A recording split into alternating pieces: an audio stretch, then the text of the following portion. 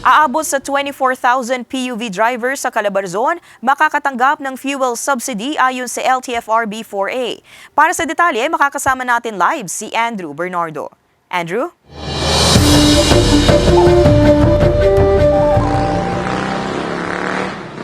Ivy, sabi ng direktor ng LTFRB Calabarzon, wala pa naman daw bumababa na memo tungkol dito sa fuel subsidy sa kanilang opisina. Pero once daw na bumaba yung memo na yan, ay automatic daw naman nilang ipapamahagi yung ayuda para sa mga tsuper.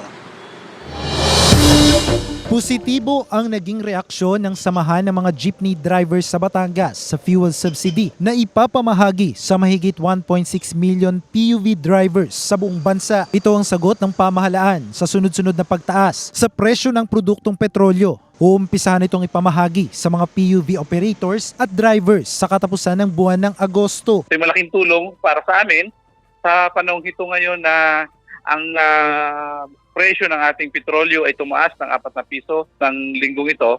So talagang naghihikaos na ang aming hanay. Ang sabi ng samahan ng mga jeepney drivers at tricycle drivers dito sa Batangas, tig 10,000 yung kanilang miyembro. So mahigit sa 20,000 daw yung inaasang makakatanggap ng fuel subsidy mula sa pamahalaan na manggagaling dito sa Batangas. Sa tala ng Land Transportation, Franchising and Regulatory Board sa Calabarzon, mahigit 24,000 na drivers at operators ng public utility vehicle sa rehiyon ang siguradong makakatanggap ng subsidiya. Isa dito ang jeepney driver na si Henry na mahigit 2 dekada nang namamasada ng jeep sa Batangas City. Talagang malaking kakulakan pa rin po yun.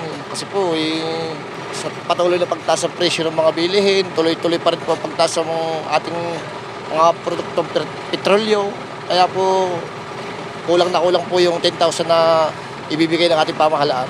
Hirit ng ilang tsuper, taasan ng pasahe. Para hindi kami lugi. Ay taas na taas ang korodo, taas ang pamasahe din. Ikinabahala naman ito ng ilang commuters, maging ng tricycle drivers sa lungsod. Sana naman po wag. Para nga po hindi kami maapektuhan din. As a student leader, kailangan po nasa school ka palagi.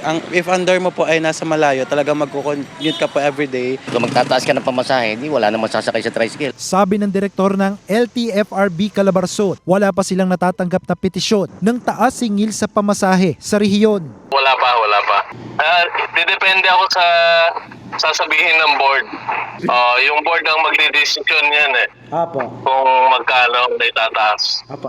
Kung sakasakali. Samantala, nauna nang sinabi ng LTFRB na pinag-aaralan na nila ang petisyon para sa rush hour rate sa mga pampublikong bus at jeep sa ilalim ng proposal. Papayagang maningil ang jeep at bus ng dagdag piso hanggang 2 piso tuwing rush hour o mula 5 a.m. hanggang 8 a.m. at mula 4 p.m. hanggang 8 p.m. Alam mo, Ivy, tinanong din natin yung presidente ng samahan ng mga jeepney drivers dito sa Batangas kung may balak ba silang magpetisyon ng dagdag singil sa pasahe sa mga jeep sa mga susunod na araw. Pero malinaw yung naging sagot sa atin at sinabing ang pinakasolusyon daw talaga ay yung magbaba yung presyo ng produktong petrolyo. Ivy. Maraming salamat, Andrew Bernardo.